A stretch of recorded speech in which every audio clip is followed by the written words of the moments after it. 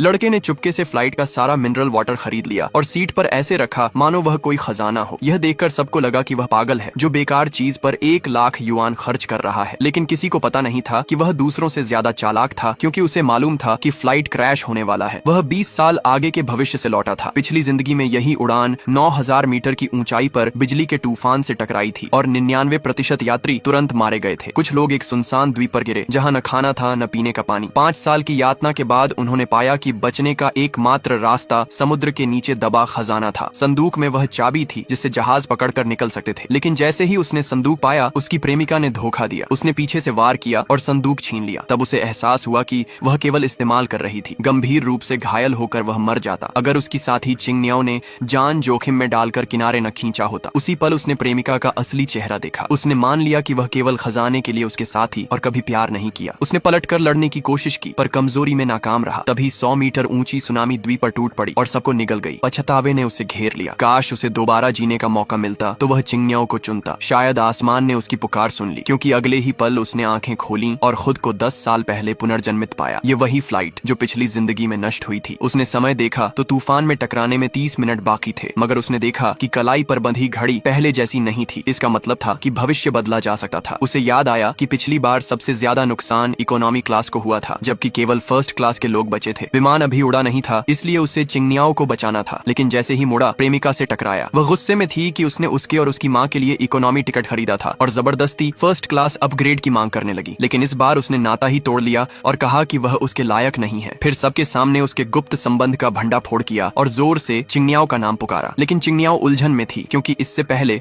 उसने उसे कभी नहीं देखा था। जब उसने उसे आने वाले क्रैश की चेतावनी दी और फ्लाइट छोड़ने को कहा तो उसने सोचा कि वह बस बहाने से पास आना चाहता है। मंगेतर ने भी इसे बकवास कहकर खारिज कर दिया। चिंगनियाओ को मनाने के लिए उसने उसका एक पर्सनल राज बताया, मगर विश्वास करने की बजाय सभी ने उसे परवर्ट कह दिया। तभी एयर होस्टेस आई और सख्ती से चेतावनी दी कि घबराहट न फैलाए, तुरंत सीट पर लौटे और बेल्ट बांधे, वरना फ्लाइट सुरक्षा खतरे में डालने पर गिरफ्तार होगा। समय निकलता देख वह इमरजेंसी एग्जिट की ओर भागा और खोलने की कोशिश की, लेकिन दरवाजा अटका रहा। सभी लोग उसका मजाक उड़ाने लगे और उसे पागल कहने लगे। आसमान की ओर इशारा कर आरोप लगाया कि वह बस शर्मिंदगी छिपाने के लिए बहाने बना रहा है। दबाव में वह आखिरकार सीट पर लौट आया, लेकिन जानता था कि केवल 15 मिनट बचे हैं। हताशा में उसने चिल्लाकर कहा कि वह फ्लाइट का सारा पानी खरीदेगा। यात्री हंसे और कहने लगे कि अगर तूफान भी आया तो खाना ज्यादा जरूरी होगा। उसने कहा कि द्वीप पर केवल खारा समुद्री पानी होगा। अनमने मन से क्रू ने शर्त पर पानी बेचने की अनुमति दी कि वह और गड़बड़ी न करे। 7 मिनट बचे थे और उसने ऐलान किया कि समय आने पर सभी उससे घुटनों के बल माफी मांगेंगे। अब केवल 5 मिनट बचे थे और उसने कहा कि भीतर चले जाएं, शायद इससे जान बच सके। गिनती शुरू हो चुकी थी और सबकी किस्मत अधर में लटकी थी।